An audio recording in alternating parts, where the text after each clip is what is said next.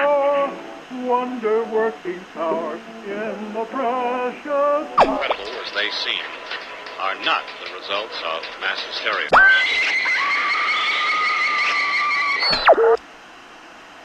You may wish to adjust the dial. You are currently tuned into the wrong station.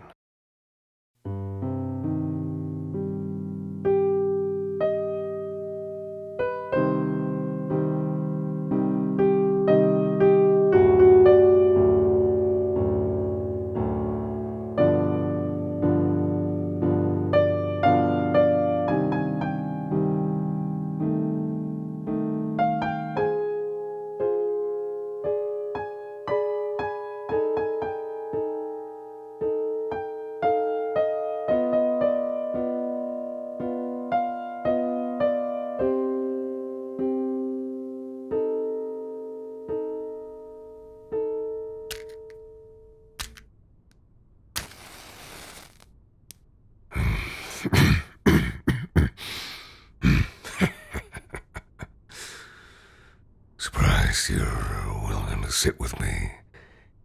You know who I am, what I used to do. People around here, thems that know, they don't take too kindly to it. Not that they say it to my face, but I suppose you can take care of yourself. And if you want to have a drink with me, just fucking sit there. I won't argue with you. Me, I don't mind either way. Just here to pass the time. Not much to do at home except drink in a room colder than this one. Some advice for you. Just keep working till you die, if you can. 'Cause once you stop, you won't start again. And you'll wish you were dead already. Pinkerton. Near 30 years. Yeah, that's why folks here don't like me. And why they won't say it to my face.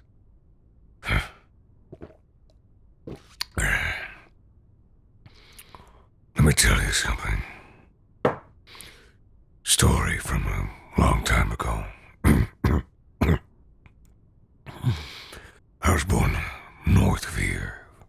Big city. Me, kid sister, my ma and my pa, who worked at the iron works. It was this workers' strike. People wanted to organize, get prickly about wages. Now, my pa, he always said, you want more, you work more hours. And he had people to feed, so he wasn't interested in striking. He broke the line, and some people, they didn't like that. One day, in the middle of all this, I'm walking my sister home from school, not too far from the works. Straight line from the school to home took you right past it, in fact. So, this one day, we passed a place, and the crowd, these people, they know who we are. After we've gotten a few dozen paces past, I turn my head back and see that there's these two guys following us, young fellas, and they start shouting, tell your daddy to watch out, rat bastard, a piece of shit. Well, I see how scared my sister is, so I grab her hand tight and tell her to walk faster. She does, and so do they. We run. They follow, still screaming. We start ducking around corners, but my sister's dragging her heels, and I try and think fast, but I wind up thinking fast and dumb.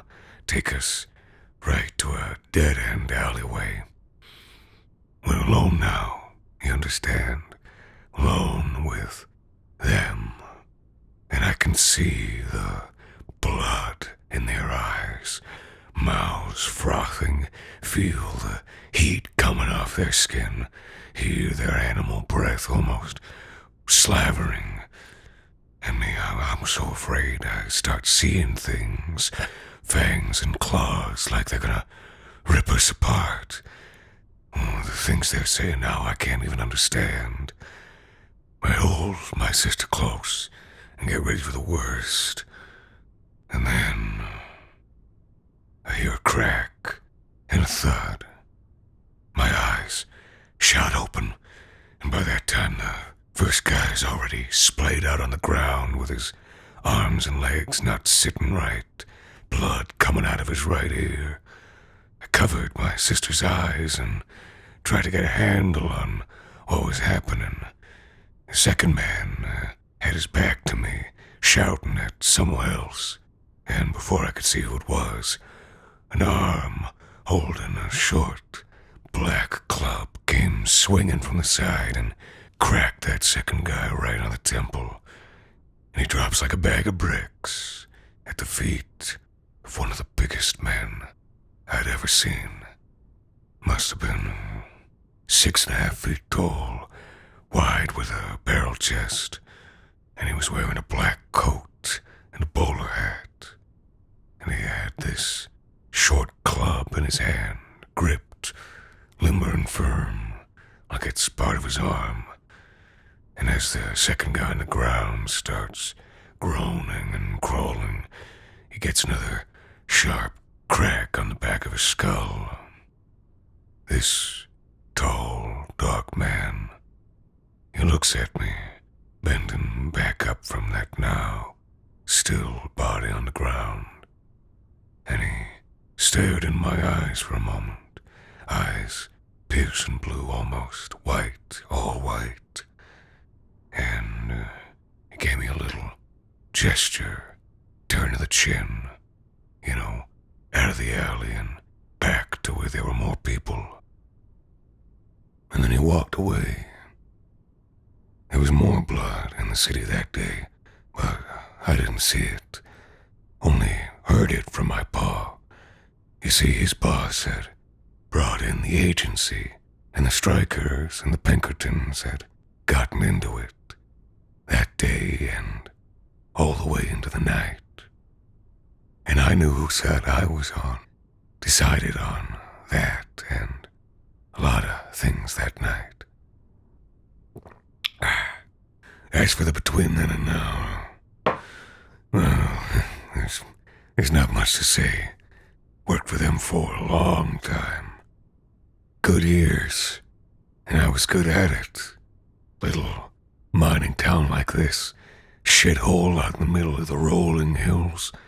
Oh, that was my specialty. Security, cracking down on high graders, keeping the animals in check when they got up in arms.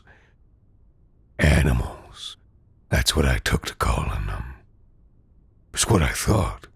A man, a human being, has sense. He works, is paid what he's owed, and finds his way. When he's hungry, he finds food by some human way. Doesn't bark and howl, doesn't bite the hand. No, when you do that, you're no longer a man. You're a beast. Anyway, suppose that's why I picked this place to settle down. Felt familiar, and familiar is what I want. Except sometimes when I don't, and then I just drink until I stop thinking. It's no surprise, then, that my last assignment was in a mining town just like that. Like this. You see, there had been some killings. Workers found dead in the morning, out in the thoroughfare and quarries for anyone to find. And it was causing problems. People on edge, getting antsy. Workers didn't feel safe. Bosses didn't like the agitation. And my instructions were clear. Find out what was going on and put a stop to it by whatever means I felt were appropriate. It was It's not important where it was. Only that we got there after a few weeks' travel. Horses on dirt road. Before the trains could take you anywhere, you know. Me and a handful of agents under my command. There was Johnston, best shot I'd ever seen. King, not as good, but hell with a knife. And Eddie, he knew how to scare people. Good agents, all of them. Good at what they did. It was morning when we got there, barely past dawn, and we had a little surprise waiting for us right there on the road into town. Now, they'd said there had been killings happening, but the agency had spared the details. Or maybe the mining company had, who fucking knows. But either way, this was a little more than just killing. Landry, they told me the man's name had been. His insides were all outside, his outsides somewhere else, and they were smeared across the dirt road, just a few hundred yards away from the workers' tents. Still, mostly in one piece, but his guts and things had been scattered around, a leg too. One arm was missing. He'd gone out for an evening walk, they told me. There hadn't been any attacks in a few weeks, so it seemed safe. No one had heard anything, only the wind and wolves far away. Now, before you think it wasn't wild animals that did this. You could tell that straight away. For one, someone would have heard the screams. This man died quickly, without a sound. Probably, he didn't even see what it was. And besides, there was a savagery to this that was more than nature. Animal. Kind that I knew best. But there was nothing to do about it right then. So I went and made a visit to the owner before digging into anything. Now, I don't know how many of that type you've met in your life. Owners, I mean bosses.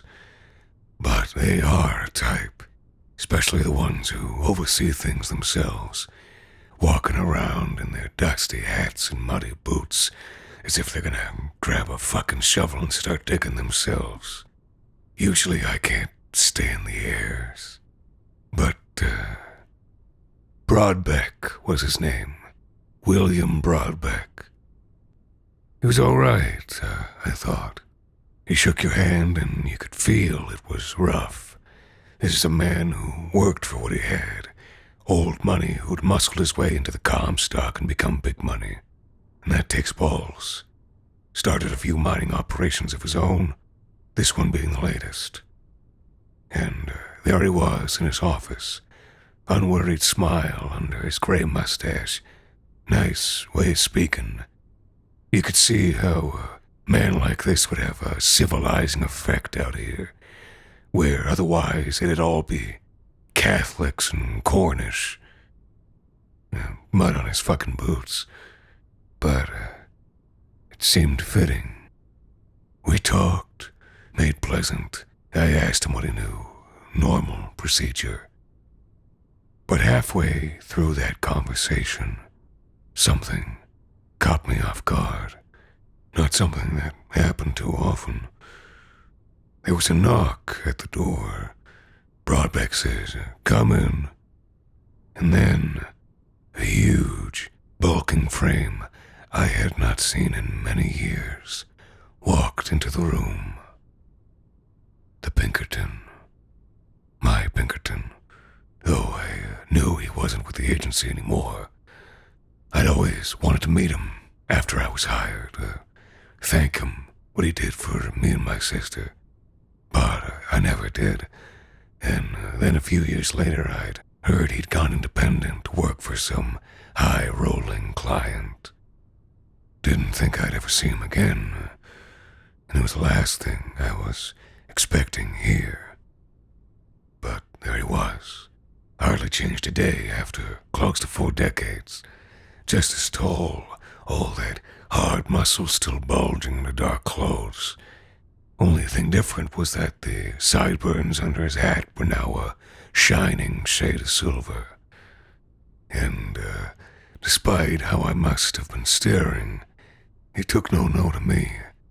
All he said was, "Medicine," in a low grumble.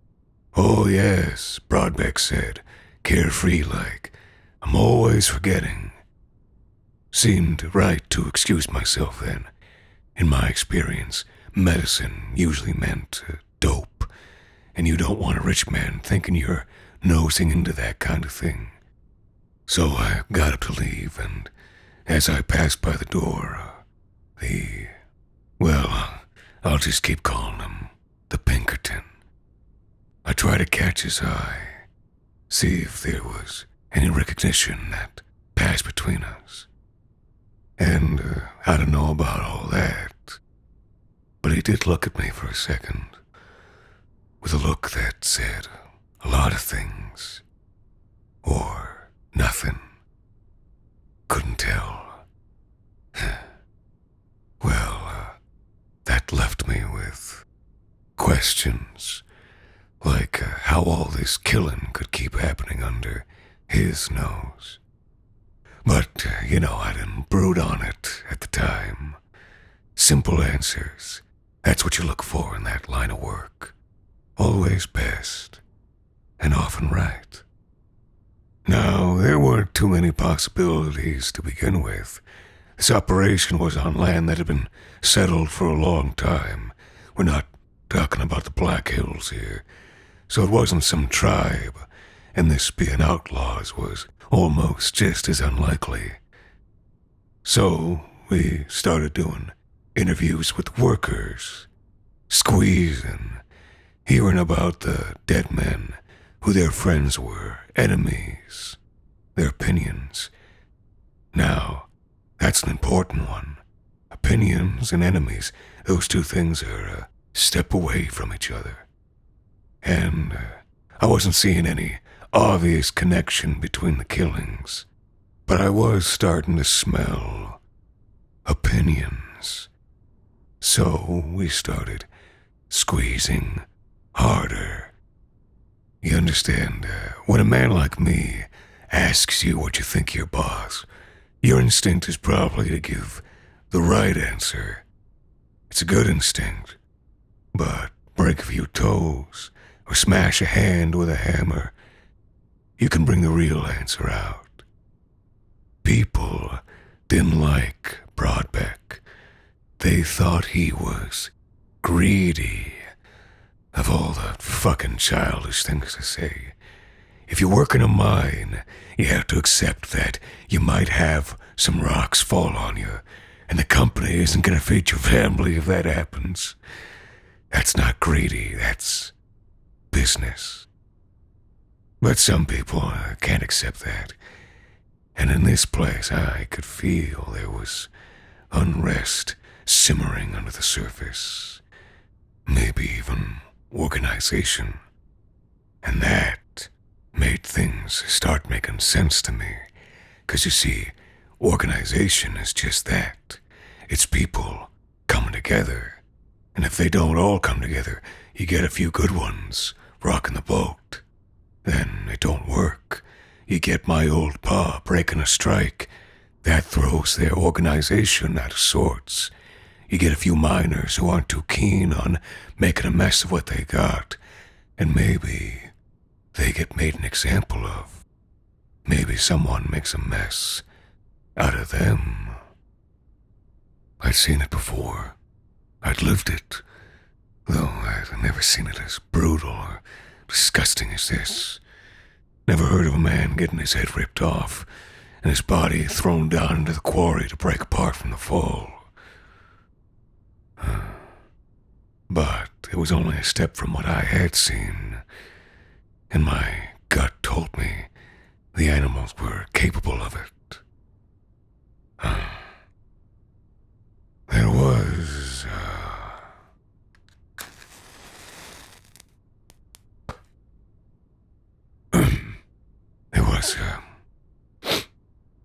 thing that nagged at me, though. There was this one fella, one who we'd especially put the hurt on, and while he was crying and nursing his mangled fingers, he started muttering something. "The silver beast," he said. "I saw it, but they don't believe me." Then he just started sobbing, and Eddie kicked him out onto the street. Nonsense, but the words lingered for some reason, and I thought of the kind of person who would have the power to rip off limbs and break bones. But I pushed it to the back of my mind. Besides, give any kid a hatchet and they can work through a neck eventually. No, I had my hunch, and I made a plan. A good, simple plan. First, we needed bait. That came easy enough. Found a handful who could do it while we conducted the interviews, eager to earn, weary of their co-workers' plight, a little more loose-lipped with us, maybe a bit unpopular with their fellows. We settled on one of them. I don't remember his name. Took a bit of convincing, but after a little chat, he came to understand just who he should be more afraid of. And I told him he might even get a few dollars out of it, just to sweeten things. Plan was simple. He goes out at night, and we tail him. When whoever and however many of them came out of the shadows to make an example out of him, we'd blast him to hell. The first night was quiet. The four of us followed our bait, staying in the darkness of shacks and trees, wherever he took his little stroll. But nothing happened. Didn't see a soul and didn't hear a sound, except for the wind and the wolves. Second night, more the same. We nudged our guy to stir the pot a bit during the day, get some people angry. Maybe the rabble-rousers were being cautious on account of our being there.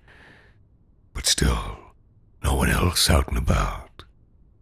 No, nothing that second night. Except for one thing.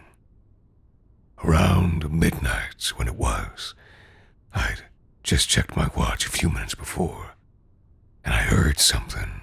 We all heard it. Sound of glass being smashed. Not from around where we were, or closer to the tents and worker shacks.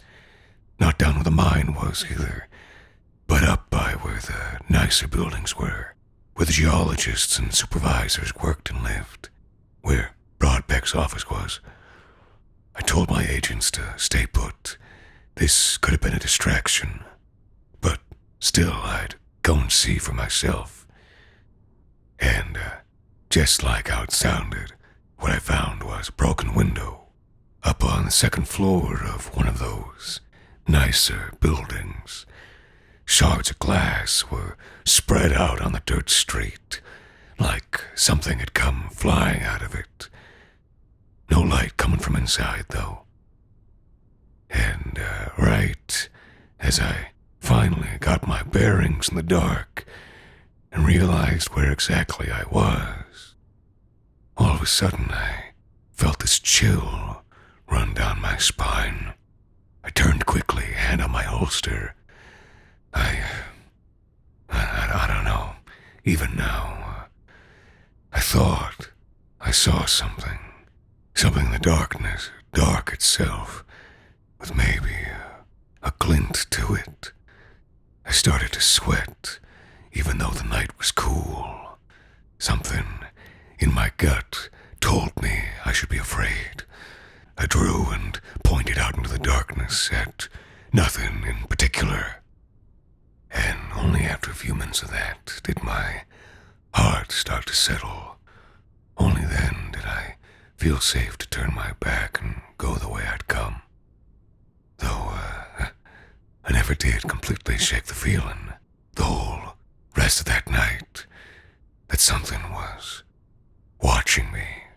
That hungry eyes were somewhere out there where I couldn't see.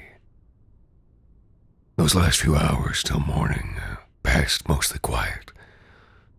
The wolves sounded closer. And then it was the third night, the one when it finally all happened. The morning before, I went to take another look at that building, just out of curiosity to see if there was something I'd missed in the night. And if it was the one I'd thought it was. Someone had cleaned up the glass on the road, and the window was boarded up. And up on the balcony, right next to it, was Broadbeck, having his morning coffee. He gave me a smile and a tip of the hat, asked how close I was to catching someone. Close, I said. Good, he said. And then his smile drooped a bit, and his tone changed. Because it's not good for business. By which, he certainly meant, if you don't do your job, it won't be good for you. And don't mind the window, he added, smiling again. My man tripped while putting out the lamp. By my man, what he meant was the Pinkerton, who'd now come out onto the balcony too, and I could see there was a bandage wrapped around his arm. And he gets this look on his face. Yeah, it's an obvious lie, one he clearly doesn't like, though it's hard to tell why exactly he don't like it. He didn't say anything, of course, 'cause he's a professional. And I didn't ask about it, 'cause, again, that's not why I was there. I just tipped my own hat and went on my way, and felt a strange and familiar shiver when I turned my back.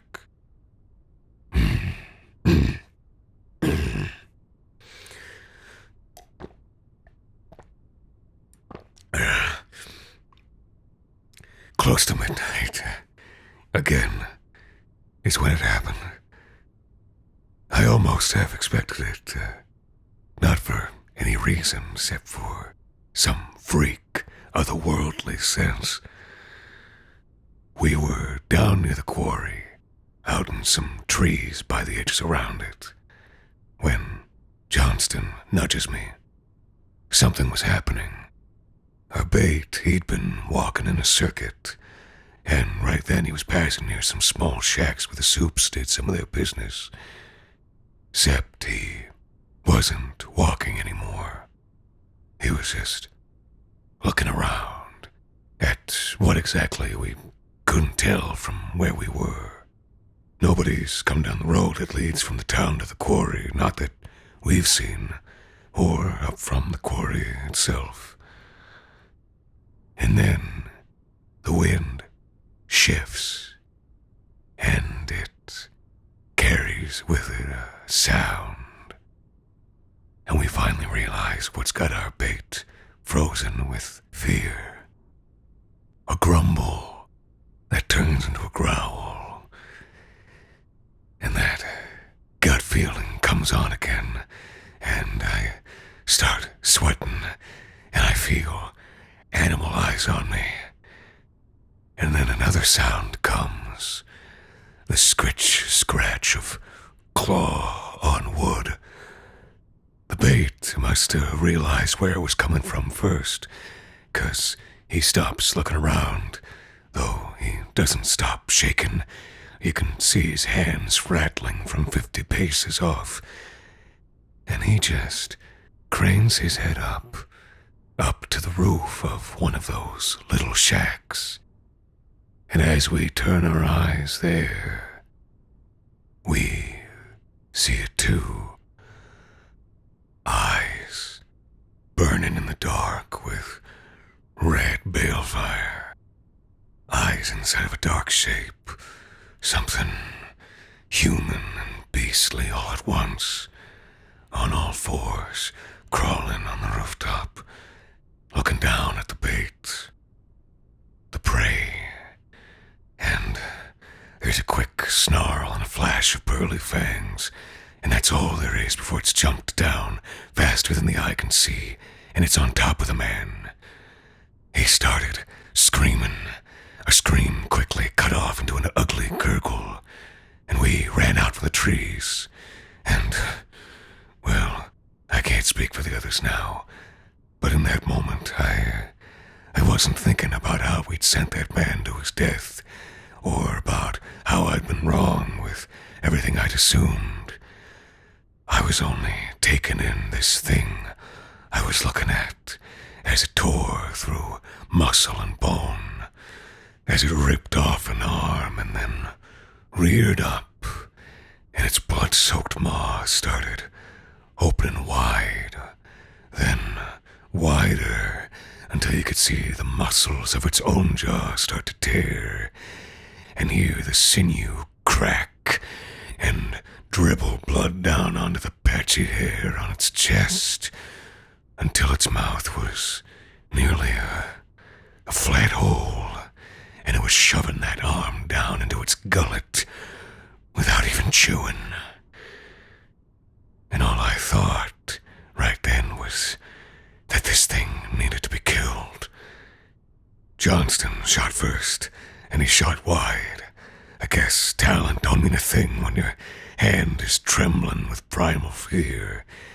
The beast looked up from its dinner, shoving the rest of that morsel down into itself, and then let out a roar that sent red spit flying.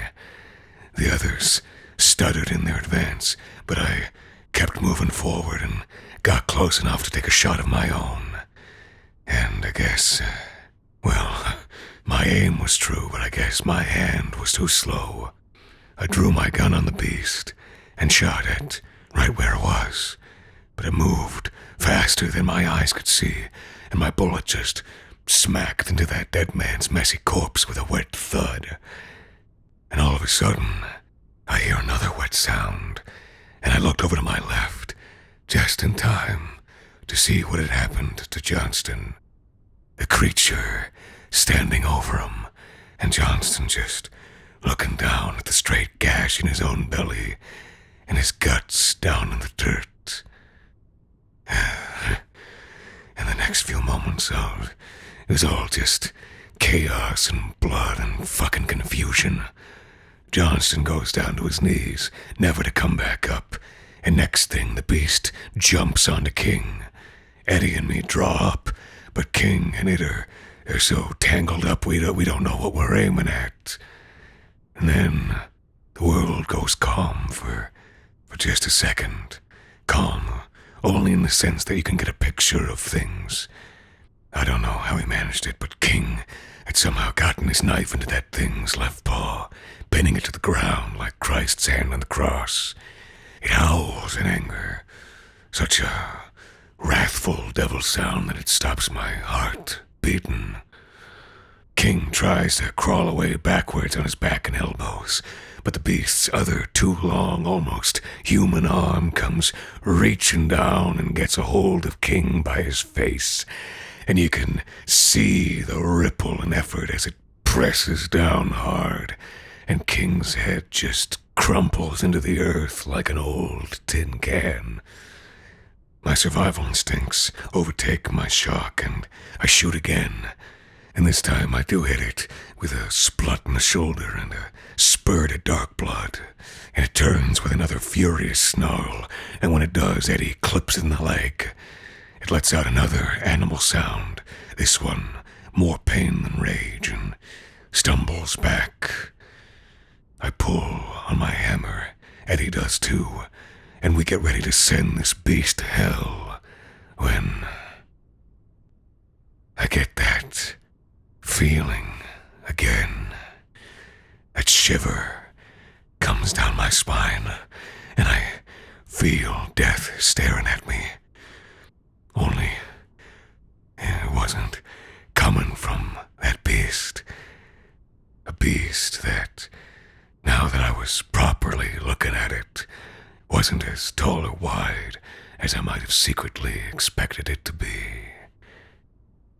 "Drop 'em," I hear in a low grumble that echoes out through the open air, and I turn my head to see. Well, you seem smart. I'm sure you can guess. There he was, walking out from the tree line, huge in the darkness, and with blue eyes that didn't burn, but killed with ice.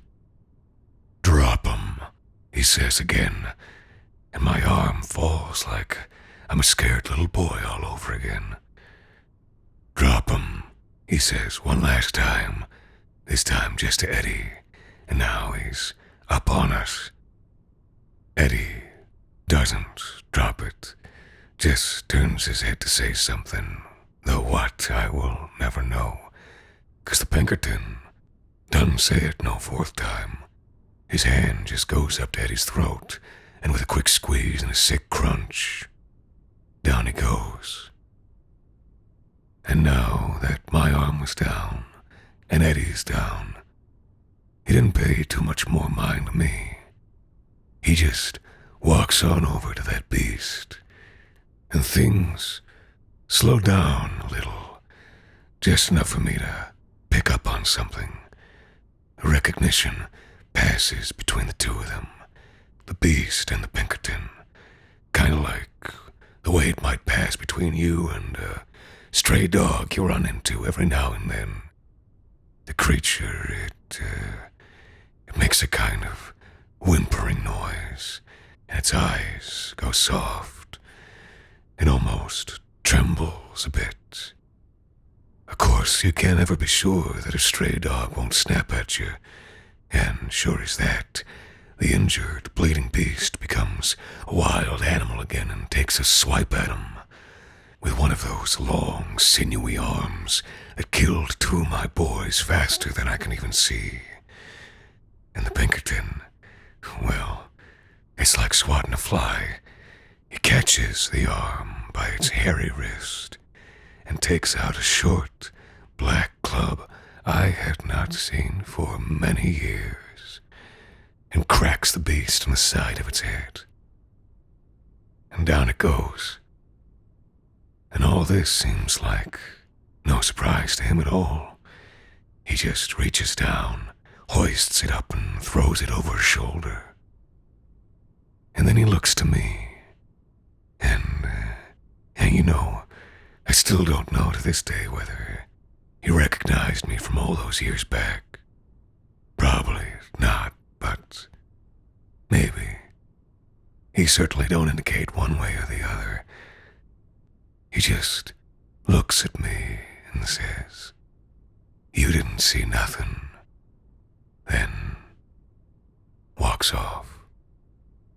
Still don't know which of the two of them was the silver beast, though I guess that's something else I'll never know.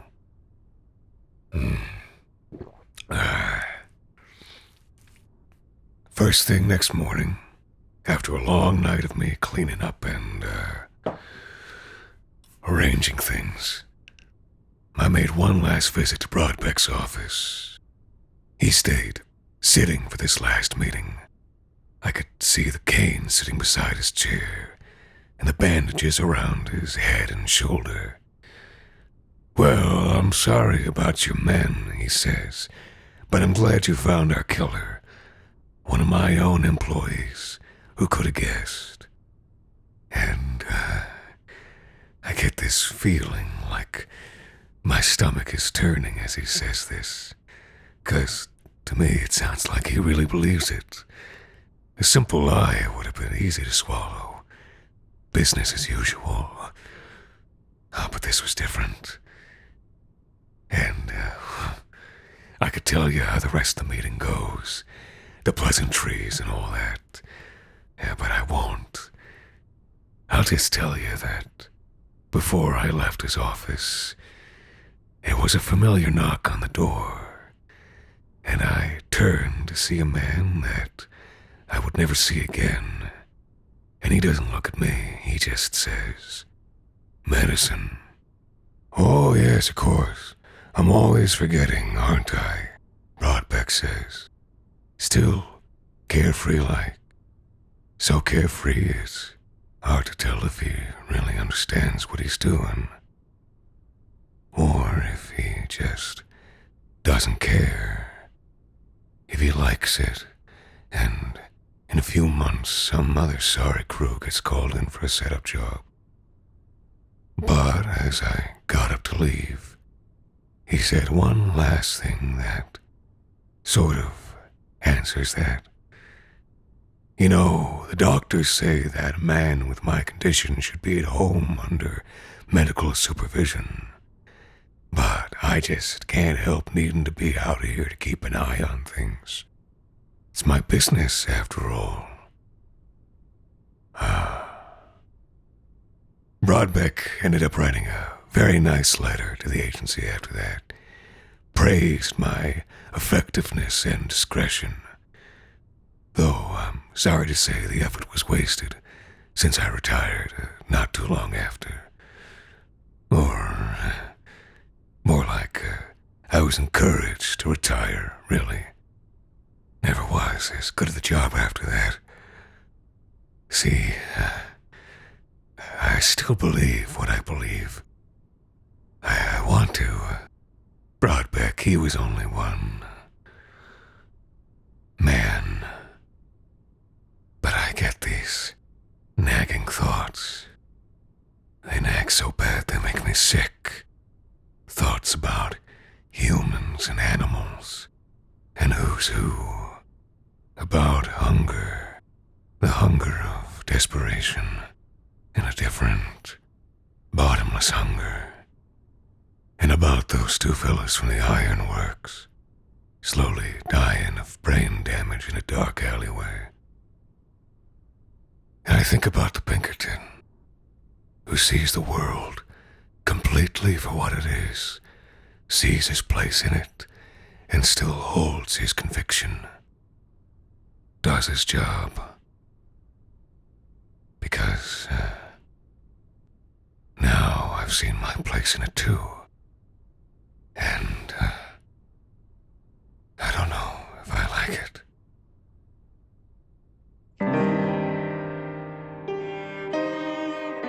This week's episode, Pinkerton, was written and performed by Anthony Botello.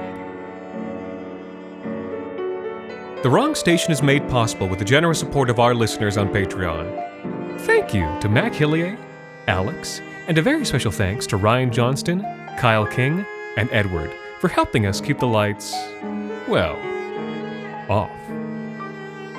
You can also support us by leaving a rating and review on iTunes, or wherever it is you listen to The Wrong Station. The Wrong Station is co-produced by Alexander Saxton, Anthony Botello, and Jacob Duarte Spiel, with music composed and performed on the piano by Ilan Citrin, and arranged for the viola and performed by Viola Schmidt.